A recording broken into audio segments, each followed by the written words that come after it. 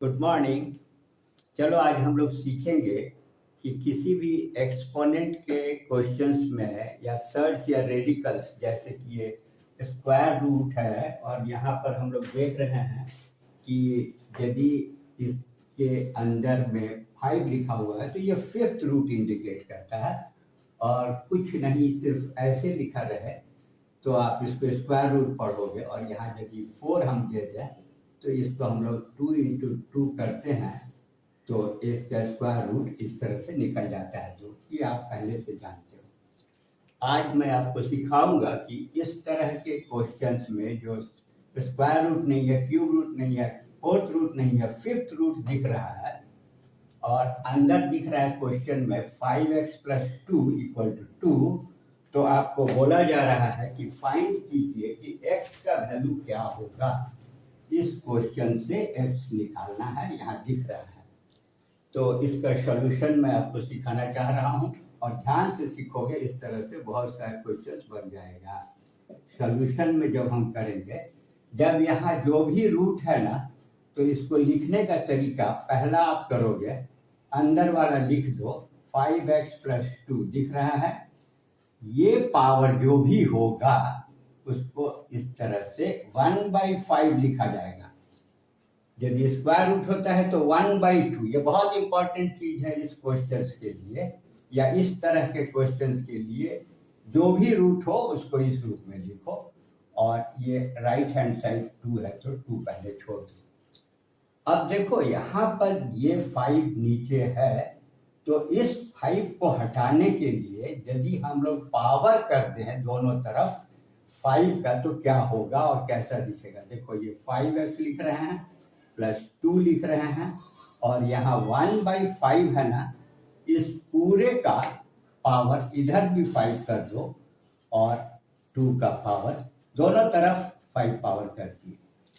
इससे क्या हुआ, यहाँ देखो पावर के ऊपर में पावर जब होता है तो एक्सपोनेंट का एक नियम है, a to the power m and whole to the power n। Power पर पावर, पावर पर पावर, ये फ्रैक्शन है, ये फिफ्थ पावर है, ये 1/5 है, 5 है, तो इससे जब मल्टीप्लाई होगा और दोनों का रिजल्ट क्या आता है, m इंटू n।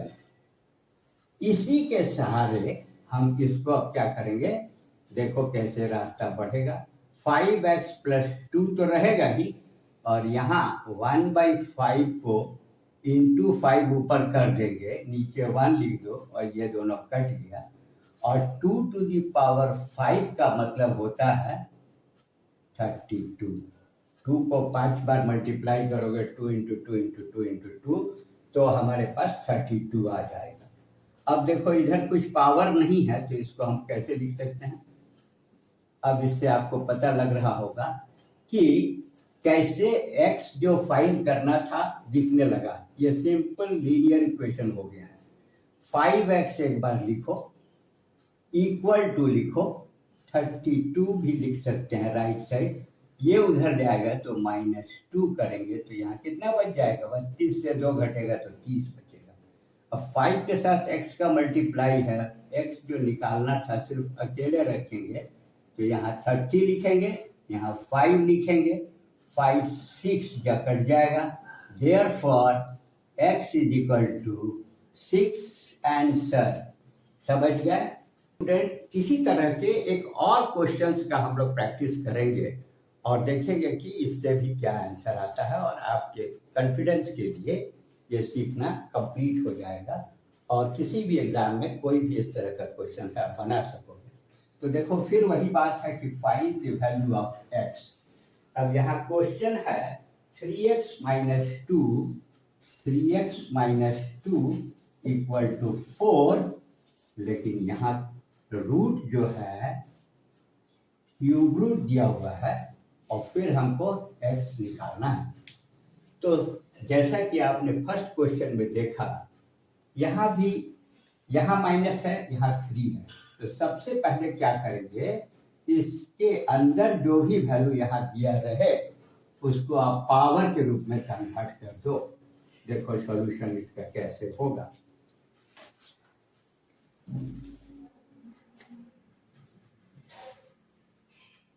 अंदर वाले को उतार दो, 3x माइनस 2, और इस पावर को, रूट को, क्यूब रूट को 1/3 लिखो और इक्वल टू 4 तो है।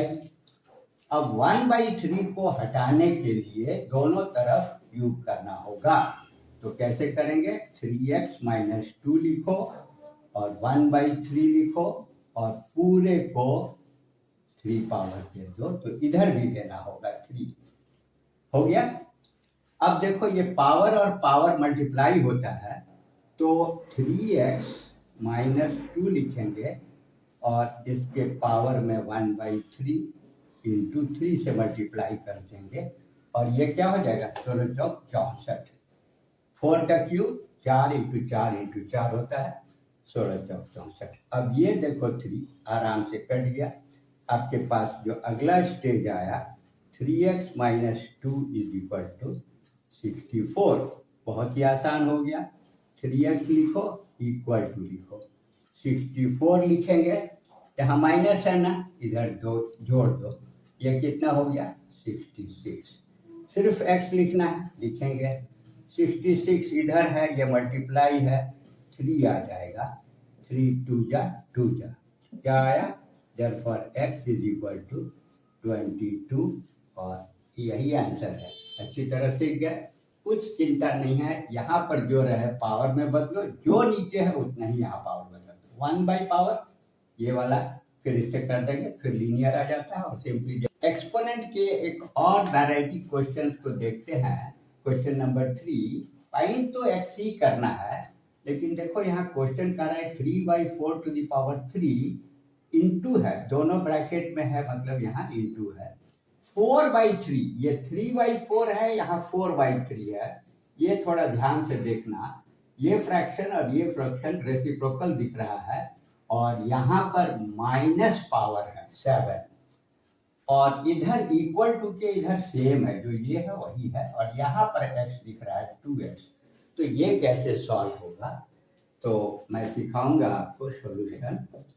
पहला तो 3/4 इधर भी दिख रहा है, इधर भी दिख रहा है, तो क्या करो, इसको ऐसे लिख दो। आपको एक नियम जानना चाहिए एक्सपोनेंट का कि कोई भी चीज पर माइनस का यदि पावर हो, सपोज -10 लिखते हैं, तो इसको हम लोग 1/a⁴n पॉजिटिव लिख सकते हैं। और यदि कोई चीज बहुत इंपॉर्टेंट चीज है, मान लो कि कोई x/y एक फ्रैक्शन है और इसके ऊपर माइनस पावर दिया गया है 7, या बोलो तो जनरल में बोलेंगे तो n, तो देखना ये सीखने का चीज है, इससे ये बढ़ेगा। तो इसको हम लोग क्या करेंगे, सिर्फ y को ऊपर और x को नीचे कर दो। ये पक्का याद रख लो कि यदि पावर नेगेटिव है तो इस फ्रैक्शन को उल्टा लिख करके पावर को पॉजिटिव कर दो, और इसका उपयोग हम लोग यहाँ करेंगे और ये क्वेश्चन आसानी से सॉल्व हो जाएगा। तो अब यहाँ लिखेंगे, देखो 3 ऊपर लिख देते हैं, अब 4 नीचे। देखो 3/4 तो आ गया, माइनस नहीं लिखा जाएगा इसमें, ये 7 लिखा जाएगा। ऐसे समझ में आया? अब देखो क्या होगा, 3/4 टू द पावर 2x, समझ में आ रहा है? अब एक और एक्सपोनेंट का नियम होता है, यदि a to the power m हो और a to the power n हो, मल्टीप्लाई हो, बेस, इसको बेस बोलते हैं, इसको एक्सपोनेंट बोलते हैं, सेम बेस पर पावर डिफरेंट होगा ना, तो इसको हम लोग दोनों को ऐड कर सकते हैं और इसका सहारा ले करके, यहाँ देखो बेस दोनों का सेम है, पावर अलग है, तो अब लिखेंगे तो क्या लिखेंगे, 3/4, पावर दोनों जोड़ेंगे तो इधर 3 है और इधर प्लस करेंगे 7। ये समझ में आया? इक्वल टू कर देंगे 3/4 टू द पावर 2x। अब देखो 7 और 3 जोड़ेंगे तो क्या हो जाएगा, यहाँ तो 3/4 बेस रहेगा ही, ये ऐड हो करके 10 हो जाएगा और यहाँ क्या हो जाएगा, 3/4 टू द पावर 2x। और एक तरीका सीखना, इस तरह का जब बेस सेम होता है और बीच में इक्वल टू रहेगा, तो ये पावर और ये पावर सेम बेस पर पावर को इक्वेट किया जाता है। ये इंपॉर्टेंट चीज है। तो यहाँ लिख भी दो, सेम बेस पावर इक्वेटेड, बस बन जाएगा, ये x निकल जाएगा। कैसे? देखो यहाँ 10 लिखते हैं, इधर का पावर, और इधर का पावर क्या है 2x। अब यदि x निकालना चाहेंगे तो 10 को 2 से डिवाइड कर देंगे, ये करके 5 आएगा, x कितना है 5, therefore x is equal to 5, और यही आंसर। और another question number 4, here again you have to find the value of x, but the question is like this, 5 raised to the power x minus 3, clear, multiplied by 3, this is not same, be careful, this is not same, 3 to the power 2x minus 8 equal to 225, you have to find the x. Now see what to do. Here 5, here 3. So try to bring on the right side of the equal to sign base like this. Power may be anything, so that the similar base power can be equated and x can be solved. Therefore 225 to be factorized. 225 कैसे करेंगे? Prime factorisation करने की कोशिश कीजिए। 5 से 5 चौके 20, 5 पचे 25, ये समझ में आया? फिर यहाँ 5 9 जा, 5 9 45, फिर 3 3 जा, ये दिखने लगा। अब इसको हम लोग लिखेंगे तो कैसे लिखेंगे? इसके सहारे यहाँ लिख रहे हैं 5 to the power x minus 3, clear, into 3 to the power 2x minus 8, लेकिन ये 225 को 225 को यहाँ देखो क्या है, 2 बार है ना, 2 बार है, तो यहाँ हम लोग लिखेंगे, देखो यहाँ 5 था ना, अब यहाँ का पावर कितना हो गया 2, और इनटू लिखेंगे 3 भी 2 बार है, तो इसका भी पावर 2 हो गया। ये इस तरह से इसको लाना होगा। अब देखो, जैसा कि मैंने पहले क्वेश्चंस में सिखाया, अब इसके ध्यान दोगे किससे क्या इक्वेट होता है, बहुत केयरफुली। बेस 5 है ना, इक्वल टू के इधर बेस को लेंगे, दोनों बेस सेम है, तो एक बार फिर लिख लेते हैं, same base power equate, so x minus 3, here is the power and here is the power 2, therefore x is equal to 2 plus 3 is equal to 5, therefore x is equal to 5, एक answer ये आ गया। अब देखो क्या करेंगे, यहाँ और भी कुछ है, एक अलग बेस है 3, और इधर भी एक अलग बेस है 3, तो 3 बेस के लिए भी वही काम करेंगे, तो कैसे निकालेंगे x, 2x minus 8 कहाँ से आया, और इस 3 बेस का पावर क्या है 2, तो यहाँ क्या लिखेंगे 2, अब यहाँ लिखेंगे 2x इक्वल टू 2, ये उधर जाएगा तो प्लस 8, ये कितना हो गया 10 हो गया, x इज इक्वल टू कितना हो जाएगा 10 डिवाइडेड बाई 2, काट दो 5 आया, therefore x is equal to 5, यही आंसर है। दोनों हालत में x का वैल्यू 5 ही आया, 5 है 5। ओके फ्रेंड्स, एक और क्वेश्चन देखेंगे, क्वेश्चन नंबर 5। इस क्वेश्चन में भी आप देखो x ही निकालना है, लेकिन एक्सप्रेशन देखो कैसा दिया हुआ है, 3 raise to the power 3x into, ये डॉट बता रहा है दोनों मल्टीप्लाई है, सेम बेस है 2x लिखा हुआ है, टोटल को डिवाइड किया जा रहा है 3 टू द पावर x को, और राइट साइड में 3 पर पावर 20 है, और जो रूट है 4th रूट दिया हुआ है, फिर भी x निकालना है। इस तरह के क्वेश्चंस को कैसे सॉल्व किया जाता है, तो सबसे पहले जो मल्टीप्लिकेशन का रूल था, जो a to the power m into a to the power n is equal to a to the power m plus n के सहारे हम लोग क्या करेंगे, इस दोनों को प्लस करके लिखेंगे।